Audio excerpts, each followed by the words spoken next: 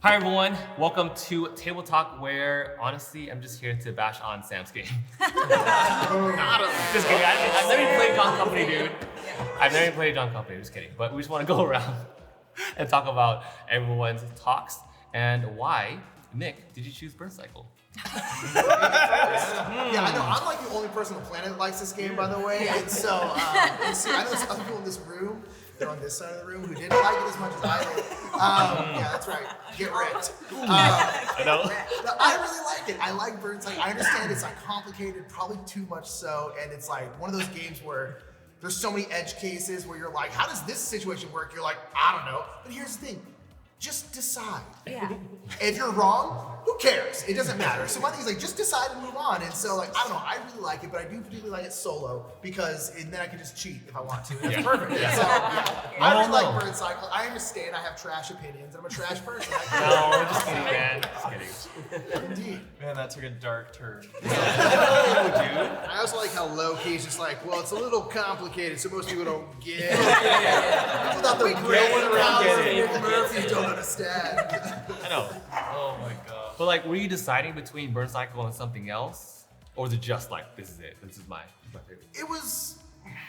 It was between that and I think Paint the Roses for me. I really, really like Paint the Roses, and I think Burncycle that was a very good joint. I think Burncycle ultimately won out because it's so not a game I generally enjoy, and I think that's why, like, in 2 years, will it still be my favorite game this year? I think probably not. But as of right now, I'm still just kind of like, man, every time I play it, I'm like, I actually really like this. And I think I'm just kind of high on that. And so that's why it went out with Paint the Roses, although I think Paint the Roses is absolutely brilliant. Yeah. So it was honestly pretty close between those two. That's all that matters, man. Yeah. And then there were also two of the same choices, in other words. Turing Wasn't it choose Machine something someone else chose? twice, back to back. You guys gotta talk about that. Yes. I want to know why you liked Turing Machine so much. Obviously, it's genius and things, but I didn't get to hear your thoughts on it. So give me the Sure. elevator pitch. Pitch it to me. I'm already all in, but Well, I feel like for me, whenever I think about my favorite games, what is a game that I always want to play, just regardless of the situation? Because between work and school and content creation, I personally, I don't know about y'all, don't have much time to play board games for fun. Sure, yeah. And so if I find myself with like a free half an hour to like 90 minutes, what game do I see myself playing? And for me, that was Turing Machine all the way. yeah. I talked about it a lot, how I really love games that allow you to feel clever. It's like a little bit of an ego boost, you know. I don't mind that every once in a while. And just that pure adrenaline you get when you're pretty sure you have the correct code and you're like, I'm gonna burn all these suckers to the dust right now. Yeah, you go out on a limb, you're pretty sure you've worked out any sort of possibilities by, this one question that's not even related to the third number, and you're like, okay, based on this, I know this has to be this over here. The satisfaction level in that game is so high, and it happens every time you play it because that's what you're trying to do is get to that 3-number code. And I'm with you, like the ability to feel clever. If I get any game that allows me to feel clever, even for just a moment, I'm all in. So I do like the little daily challenge. I set up my little puzzle. It's a little bit of me time. And, my wife's just like, what are you doing, nerd? Playing with your analog finger? And I was like, I'm solving a number for me. It's great. And the fact that it works. I don't know how it works, but somehow it just knows if you're right. And the fact that you can put it together is immensely satisfying. I could play that game over and over by myself. I don't even need anyone else around. I don't want anyone else around. It's for me. Solo. Yeah. Not to jump in here on it, but that game gave me the exact opposite feeling. It made me feel so stupid. I lost terribly all 3 games I played. I just remember being like, nah, it's not the game for me. But it was so cool to see it come up twice on the picks. I was like, it's a very clever game. Yeah, very clever for sure. You know what other game came up? Was Ark Nova. Oh yeah. That was a very big surprise for me. Why? I was like, I just feel like Shame. I thought there was something else you were He's leaning starting toward. stuff right now. He's on. And I was like, I'm not gonna start anything. I'm like, now that they're here, I can just So Ark Nova. Well, the thing that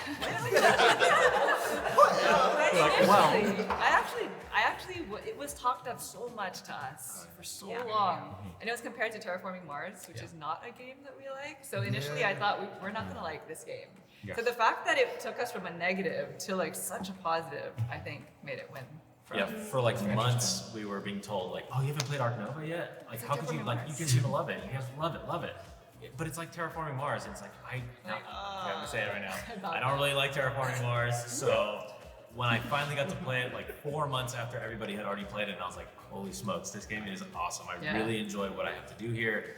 And most of the time for me, like if I watch a movie and like somebody beforehand said like, oh, it's a great movie, it's probably not gonna be a good movie for me. So surprisingly, this game actually met the hype for me, and that's what made it like one of my favorite games of the year. Because the difference, right, is in Ark Nova, it's a race. And I think that's kind of what's missing from Terraforming Mars, like that pressure, and like it just makes you so absorbed in trying to build a zoo.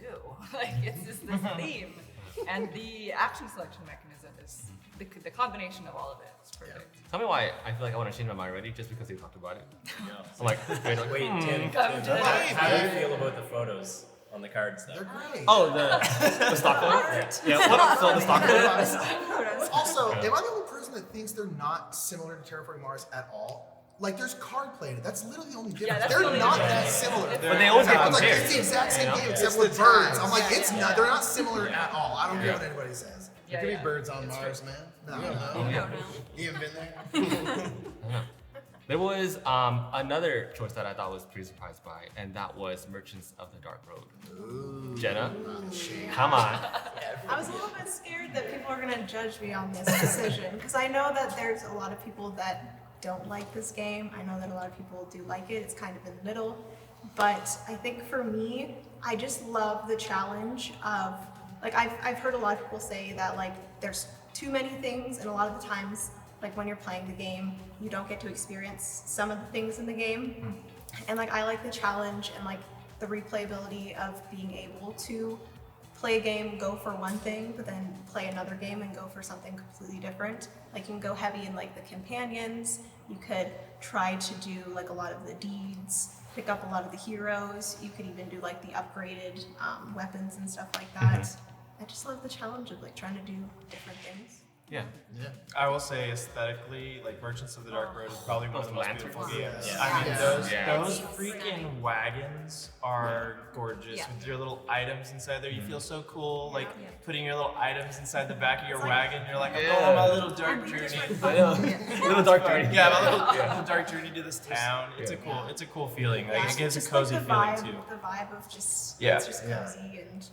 It's a hard challenge to portray night. Like, you think of like games going to be light and bright, to portray something that's dark and provide light within that is a unique challenge. I was like, you know what? They went for something and they really achieved an aesthetic and stuff that was that cool. hasn't been done a lot. It's interesting that both Merchants of the Dark Road and Ark Nova have like the 2 tracks of scoring, but you're like scored like they're different, but I think there's kind of like a weird similarity, and I think it's cool that games are doing that more as a different alternate way to kind of end the game. Not just you know, focusing on not just having victory victory points, points. but having thematic differences between the 2 types of scoring, and then having some way that the game goes. Yeah. Exactly. Well, think it's pretty one of my favorite games is Rogers of the Ganges, and that came out. Yes. That came out a while ago. I don't know when, but that was really cool too. That was like one of the first games I played where they cross. Yeah. So, yeah. I know. It's a super satisfying pick up deliver too. I want to see what your thoughts are on that versus Merchants Cove. Yeah, I really want to play that one. So Pretty fun. bad. Yeah. I really like Merchants Cove. Great. Yeah. That's good. Yeah. That's good. You know what? There's another game I want to play with like literally everyone here because I feel like we would break friendships. And that would be Marvel Dice Throne. Yeah. Yeah. I mean, I do not like co-op games, so if I can attack someone in a board game and demolish them, I will. Amen. Duh. I feel that. Like, yep, yes. The aggro side of the table. Yes. I know. Let me go with that side too. No co-op. Yeah, Dice Throne, first of all, Marvel Dice Throne is a great game for people who are getting interested into the board game hobby. And it's a short game. It is easy to teach. It's comparable to a game that a lot of people grew up with, like Yahtzee. And the fact that you can, have a one-on-one, hey, let's hang out, I'll bring Marvel Dice Throne, which character do you want to be? And they recognize the characters there. Right. And I think that if you play a lot of heavy board games, it's not necessarily a filler, but it is nice to take like a quick break and just chuck some dice, and then and then move on, and then play another game. I don't know if I'd call it a filler though. What do you guys think? Do you think it's like a okay. Yeah, but it does. It's also like I played Marvel Dice Throne last week, and for some reason, no, it was regular Dice Throne. It was season 1. For some reason, that game took an hour and a half because I kept on. The person couldn't attack me strong enough, and they kept on healing, and that was actually wild. So It's a good one. I know. I love Marvel Dice Throne. It's nice because like it's a travel convenient package. Yeah. Like the cons and stuff, you can bring like different heroes and everything. I have a little Loungefly backpack and a Dice Throne container. Like 2 of those can fit in there with like a small deck of cards or like a small box like that, and you can just it fits in a Loungefly backpack. So perfect. Yeah. Nice. The Marvel set's cool too because like you have familiar faces, but it's not just like a cheap reskinning of characters they've already done. Like the characters feel like the characters. Like Thor's throwing his hammer around. I'm like, okay, that's what that character would do. So they seems like they took care to make sure that it was like fundamentally sound. So. And each character has, like you were saying, the unique capabilities. So one can, like Loki can collect tricks, I think. Yeah. Whereas another character doesn't have that. Yeah. So yeah, it's very cool. Exactly. And then lastly, there was also one game here, the only game that also involved app integration. Talk about that. Indeed, yes. Well, first of all, Jeff and I have very different opinions on most board games, so it was very hard for us to come together. Very hard, as in impossible. Nearly impossible. But this is one game that like we both were like, yeah, this is the right choice. Number one, because the game itself is fun and cute and sweet, but our introduction to the game, like we played it at PAX U, we got to play it with Jerry, we were the first people to demo it with him at PAX U, and so it was just a really great experience overall for us. Yeah. And the game is so cute. I mean, what is not to like? I love the minis. Familiar Tales. Familiar Tales. Yeah. Like you get to play, like I play as a fox and a little fairy, and Jeff plays as this big rock guy and a little frog. Yeah. Classic. Exactly. Yeah. And like if you want to get into campaign games, like this is an excellent one to introduce people to. It's a welcoming theme, like people can relate, and it's funny, it has jokes. So, you know. Yeah, I think the story too is very immersive. They've done an incredible job in building a world that you can immerse yourself in. And it is a perfect amalgamation of things I enjoy in games. I love big campaign-esque games where you get to evolve the story. Jamie loves cute animals and princesses and all these things. So it is a perfect amalgamation of the things we love. And to Jamie's point, like being at PAX, playing it with Jerry, and then being gifted it to us by him to say, hey, go do some content on this was just an experience we're never, ever going to forget. Yeah. And we've been having a blast playing it. It's the best thing. It's literally the best thing. So, is John Company Route 2.0? Nope. Nope. Nope. Exact same game. It's same designer, but it's such a different game. No, I think it's like the most. I think the closest thing to the same game experience would be like Monopoly had a baby with Twilight Imperium.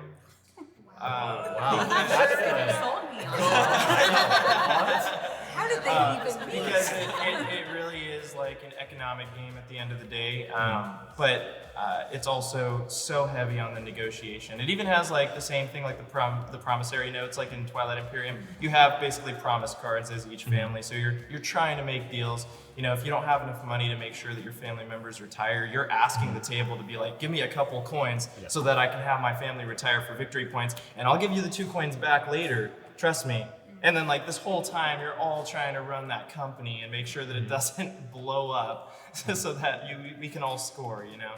And it's just such an engaging experience. Like I just want to play it with more people because I just think that people's personalities and the way they like to enjoy games really show while playing the game. I mean, you can be so rude, you can be so nice, you can be peaceful, you can attack. I mean, there's just so many different things, and everybody, it really makes a big difference at like each position and stuff. Yeah. So it's not Route 2.0, and Route's still my favorite game, but I think it's a great game, and it's so unique. It's a Euro, right?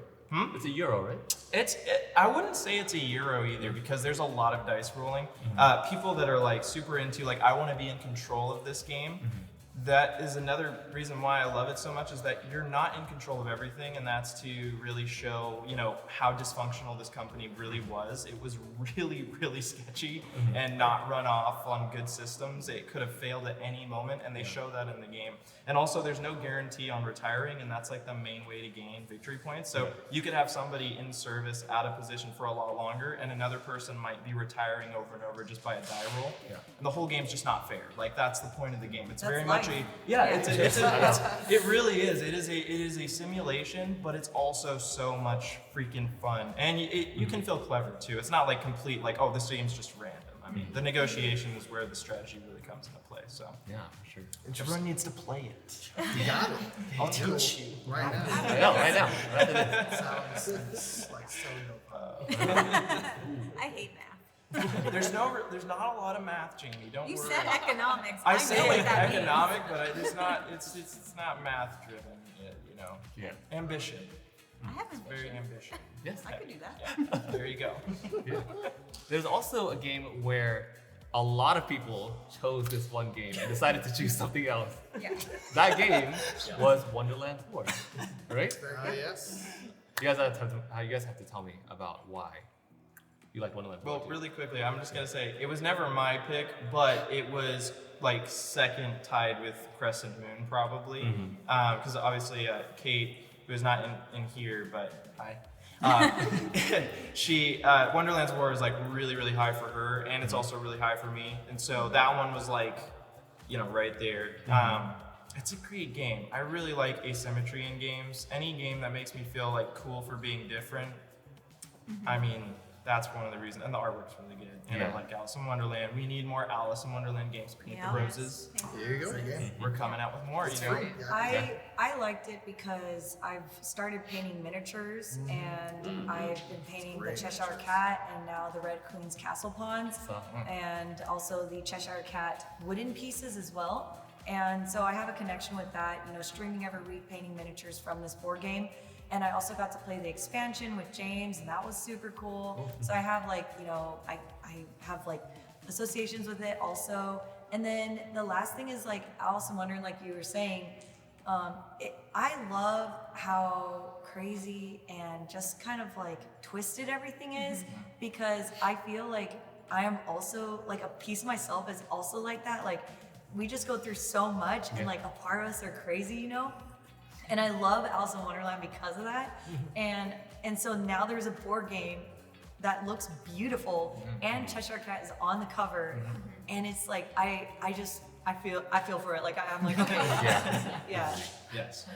What are you gonna be? Have you two played Wonderland's War yet? Fortunately, What? no. I feel like you two would like it. It's wild. You think so? Yeah, I think you would. Actually. I know it has air control and stuff, but Wonderland's a war. It's kind of a war game. It's I mean you're scoring points. You're not even sometimes going to try to win. Sometimes there's just this cool little quest mechanic. So sometimes you're just trying to do a very particular thing in there. You're not even trying to win. You're just trying to get far enough on that battle track. So there's all these cool ways that they make it very interactive, even on off turns. The little wager cards is one thing that's really cool about it. Yes.